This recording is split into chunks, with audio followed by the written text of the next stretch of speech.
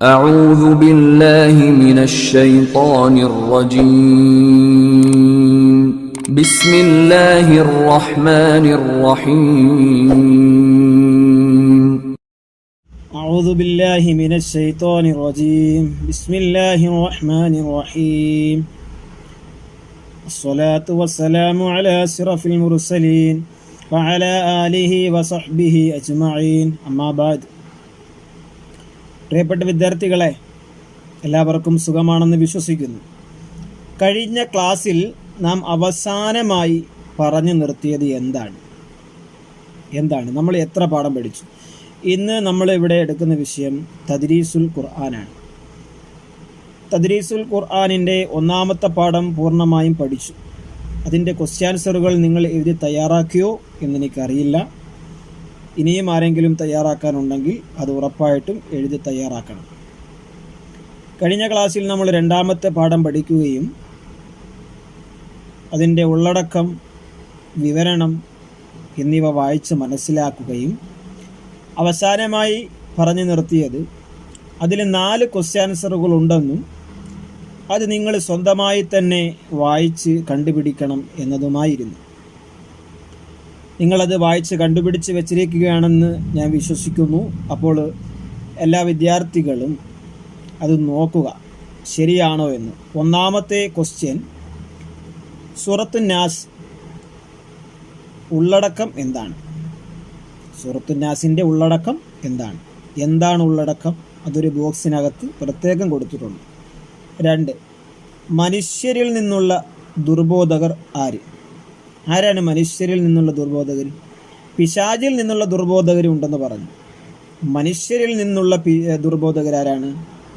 ഏഷണിയും പരദൂഷണവും പറഞ്ഞ് ജനങ്ങൾക്കിടയിൽ കുഴപ്പവും നാശവും ഉണ്ടാക്കുന്ന ചില ആളുകളും ദുർബോധകരിൽ പെടും.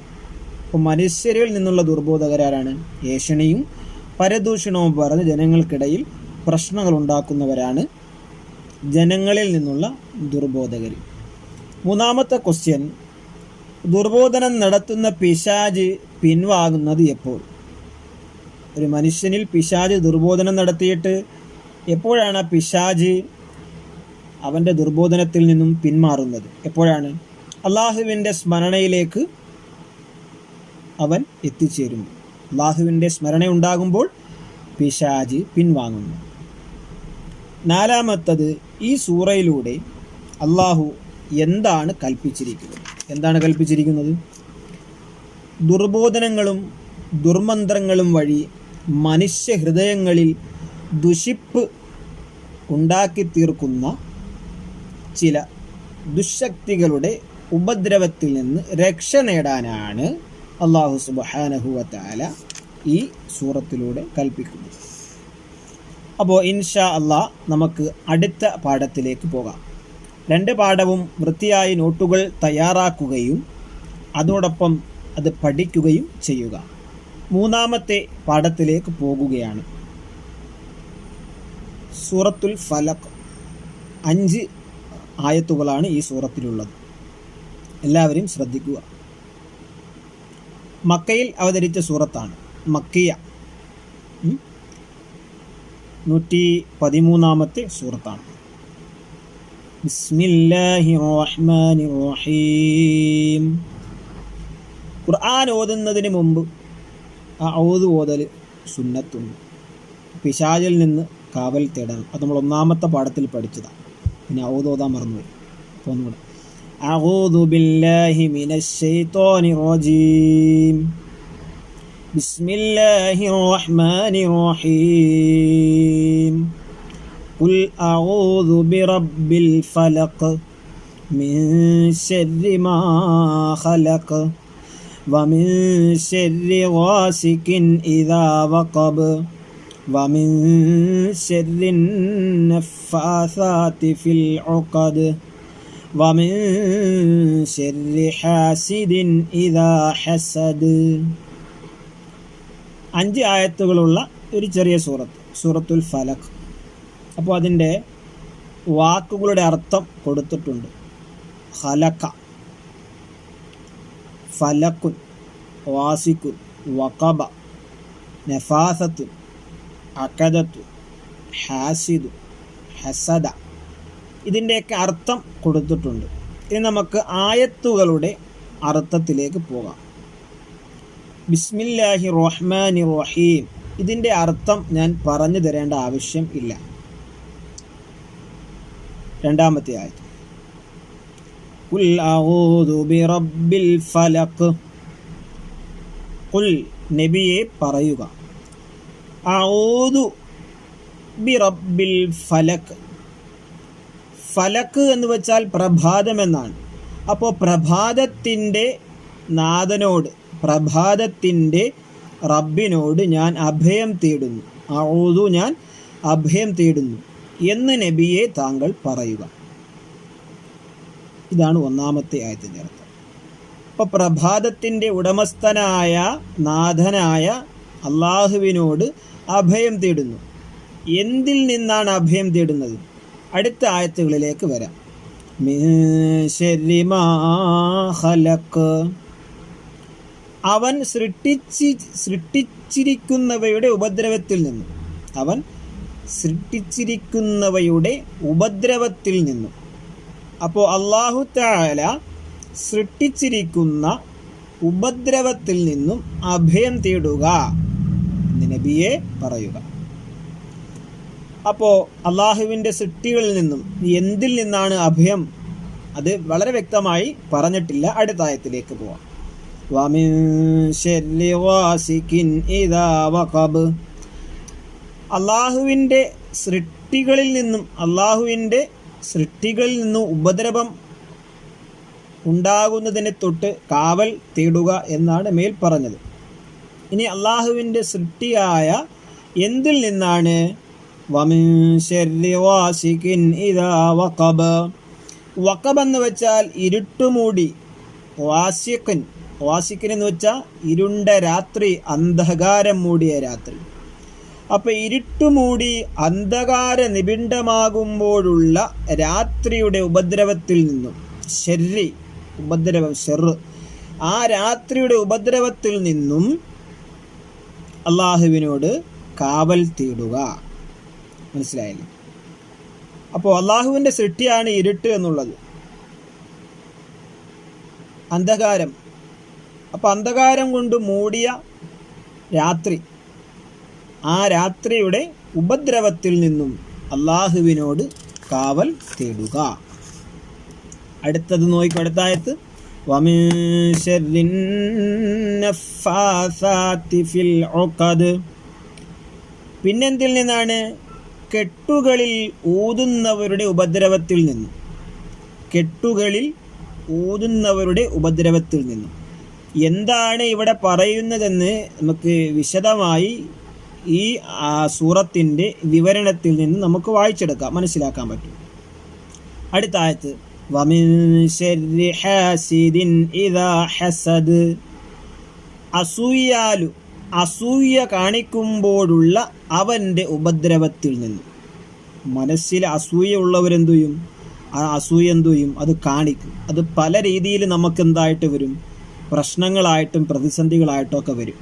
അപ്പോൾ അങ്ങനെ അസൂയാലുക്കൾ അസൂയ കാണിക്കുമ്പോഴുള്ള ആ ഒരു ഉപദ്രവത്തിൽ നിന്നും, കെട്ടുകളിൽ ഊതുന്നവരുടെ ഉപദ്രവം, അതുപോലെ തന്നെ രാത്രിയിൽ ഇരുൾ മൂടി അന്ധകാരമാകുമ്പോൾ ഉണ്ടാകുന്ന രാത്രിയുടെ ബുദ്ധിമുട്ടുകളിൽ നിന്നും പ്രഭാതത്തിൻ്റെ ഉടമസ്ഥനായ നാഥനായ അള്ളാഹുവിനോട് ഞാൻ അഭയം തേടുന്നു.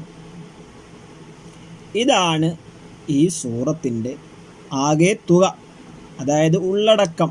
ആ ഉള്ളടക്കം എല്ലാവരും വായിച്ചു നോക്കും. മൊത്തമായും ഇങ്ങനെയാണ് പറയുന്നത്. പ്രഭാതത്തിൻ്റെ റബ്ബിനോട്, അവൻ സൃഷ്ടിച്ചിട്ടുള്ളവയിലെ ഉപദ്രവത്തിൽ നിന്നും, എന്താ? ഇരുട്ടുമൂടിയ അന്ധകാര നിബിഡമാകുമ്പോൾ ഉള്ള രാത്രിയുടെ ഉപദ്രവത്തിൽ നിന്ന്, കെട്ടുകളിൽ മന്ത്രി ചൂതുന്ന മാരണക്കാരുടെ ഉപദ്രവങ്ങളിൽ നിന്ന്. കെട്ടുകളിൽ മന്ത്രി ചൂതുന്നതാരാ? ഇവിടെ ദുർമന്ത്രവാദികളെയാണ് പറയുന്നത്. അങ്ങനെയുള്ള മാരണക്കാരുടെ ഉപദ്രവത്തിൽ നിന്നും, അസൂയ കാണിക്കുമ്പോഴുള്ള അസൂയാലുവിൻ്റെ ഉപദ്രവത്തിൽ നിന്നും ഞാൻ അഭയം തേടുന്നു എന്ന് നബിയെ പറയുക. ഇതാണ് അതിൻ്റെ ഉള്ളടക്കം. അതിൻ്റെ വിവരണം നോക്കൂ. സൂറത്തുൻ നാസും സൂറത്തുൽ ഫലക്കും, ഈ രണ്ട് സൂറത്തുകളെ ചേർത്തു പറയുന്ന ഒരു പേരാണ് മുഅവ്വദത്താനി. കണ്ടാ, മുഅവ്വദത്താനി എന്ന പേരിലാണ് ഈ രണ്ട് സൂറത്തുകളെ അറിയപ്പെടുന്നത്. ഒരുമിച്ച് രക്ഷ നൽകുന്ന രണ്ട് സൂറത്തുകൾ എന്നർത്ഥം. ഈ രണ്ട് സൂറത്തും നമ്മൾ പഠിച്ച സൂറത്തുൻ നാസും സൂറത്തുൽ ഫലക്കും രക്ഷ തേടുകയാണ്, അള്ളാഹുവിനോട് കാവൽ തേടുകയാണ്.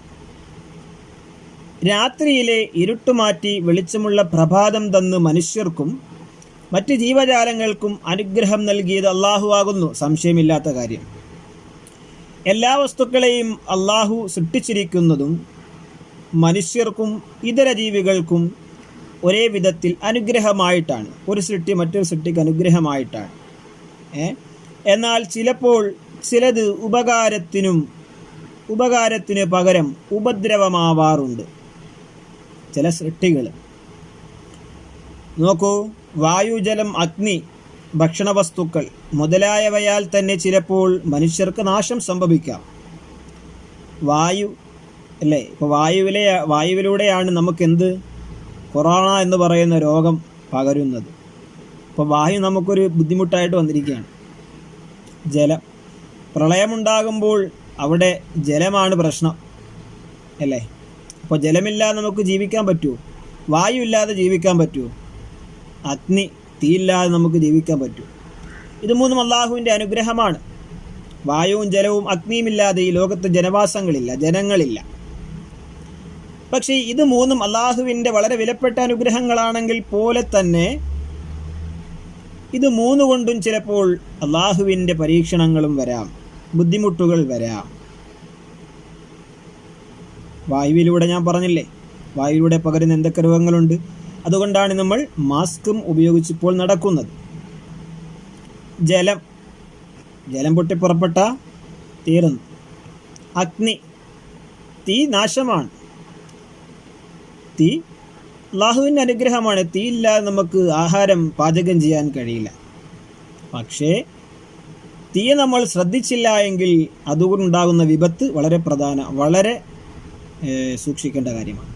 അതുകൊണ്ടാണ് നബി സല്ലല്ലാഹു അലൈഹി വസല്ലം തങ്ങളുടെ ഒരു ഹദീസിൽ കാണാം, നിങ്ങൾ രാത്രിയിൽ കിടന്നുറങ്ങുന്നതിന് മുമ്പ് നിങ്ങൾ അടുക്കളയിൽ തീ അണഞ്ഞിട്ടുണ്ടോ ഇല്ലയോ എന്ന് ഉറപ്പുവരുത്തണം. അപ്പോൾ തീ പ്രശ്നമാണ്. അത് അള്ളാഹുവിൻ്റെ അനുഗ്രഹമാണ്. അത് ചിലപ്പോൾ നമുക്ക് എന്തായിട്ട് വരാം, നാശമായിട്ടും വരാം. അതിൽ നിന്നും അങ്ങനെയുള്ള അള്ളാഹുവിൻ്റെ അനുഗ്രഹങ്ങളാകുന്ന അള്ളാഹുവിൻ്റെ സൃഷ്ടികളിൽ നിന്നും നാശമുണ്ടായേക്കാം. ആ നാശത്തിൽ നിന്നും രക്ഷ തേടാനാണ് ഈ സൂറത്തിലൂടെ അള്ളാഹു തആല കൽപ്പിച്ചിരിക്കുന്നത്. ആപത്തുകൾ സംഭവിക്കാൻ കൂടുതൽ സാധ്യത രാത്രികാലങ്ങളിലായതുകൊണ്ടാണ് ഇരുട്ടുമൂടി അന്ധകാര നിബിഡമായ രാത്രിയുടെ ഉപദ്രവമെന്ന് സൂറത്തിൽ പരാമർശിച്ചിരിക്കുന്നത്. ഇനി കെട്ടുകളിൽ ഊതുന്നവർ ആരാ? കെട്ടുകളിൽ ഊതുന്നവർ എന്നതിൻ്റെ ഉദ്ദേശം മറ്റുള്ളവർക്ക് ദോഷമുണ്ടാകാൻ വേണ്ടി എന്തൊക്കെയോ ജപിച്ച് ചരടിലോ നൂലിലോ കെട്ടുകളിട്ട് അവയിൽ ഊതുന്ന മാരണക്കാരായ ദുർമന്ത്രവാദികളെയാണ്. ആ ദുർമന്ത്രവാദത്തിൽ നിന്നും രക്ഷ തരണമെന്നാണ് ഈ സൂറത്തിൽ ഉള്ള അള്ളാഹുവിനോടുള്ള പ്രാർത്ഥന. മനസ്സിലായില്ലേ? എന്നാൽ നോക്കൂ, അള്ളാഹുവിൻ്റെ നാമങ്ങൾ, ഖുർആനായത്തുകൾ എന്നിവ ഓതി മന്ത്രിക്കൽ അനുവദനീയമാകുന്നു. ഒരാൾക്ക് പനി വന്നു, ഒരാൾക്ക് ബുദ്ധിമുട്ട് വന്നു, ഒരാളുടെ ജീവിതത്തിൽ പ്രശ്നങ്ങളും പ്രതിസന്ധികളും വന്നു. അങ്ങനെയിരിക്കെ ഒരു നാട്ടിലെല്ലാവരും അംഗീകരിക്കുന്ന ഒരു ഉസ്താദിനെ കാണുകയും ആ ഉസ്താദിനെ കൊണ്ട് ചരടോദിക്കുകയും ചെയ്യുന്നതിൽ കുഴപ്പമില്ല. ആയത്തുൽ കുർസി പോലെയുള്ള, ഫാത്തിഹ പോലെയുള്ള, മുഅവ്വിദത്താനി പോലെയുള്ള സൂറത്തുകൾ ചരടിൽ ഊതി മന്ത്രിക്കുന്നത് കുഴപ്പമില്ല. അതൊക്കെ അനുവദനീയമാണ്. ഇവിടെ പറഞ്ഞത് ദുർമന്ത്രവാദം, ഒരാളെ നശിപ്പിക്കുവാൻ വേണ്ടി മന്ത്രിക്കുക, ഒരാളുടെ ഇല്ലായ്മ ചെയ്യാൻ, ഒരാളെ ചാവാൻ വേണ്ടി മന്ത്രിക്കുക, അങ്ങനെയൊക്കെ ഇപ്പം നടക്കുന്നുണ്ട്. അല്ലാഹു തആല നമുക്കെല്ലാം സലാമത്ത് നൽകട്ടെ. ഇനി മറ്റൊരാൾക്ക് ലഭിച്ച നന്മയോ അനുഗ്രഹമോ നീങ്ങിപ്പോകണമെന്ന വിചാരമാണ് അസൂയ. അത് കാരണം അസൂയാലും എന്തെങ്കിലും കുതന്ത്രം ഉപയോഗിക്കുമ്പോഴുണ്ടാകുന്ന ഉപദ്രവമാണ് ഇവിടെ ഉദ്ദേശം. അസൂയാലുക്കൾ അസൂയ കാണിക്കുമ്പോഴുള്ള ഉപദ്രവത്തിൽ നിന്നും പ്രഭാതത്തിൻ്റെ നാഥനോട് ഞാൻ അഭയം തേടുന്നു എന്ന് പറഞ്ഞില്ലേ?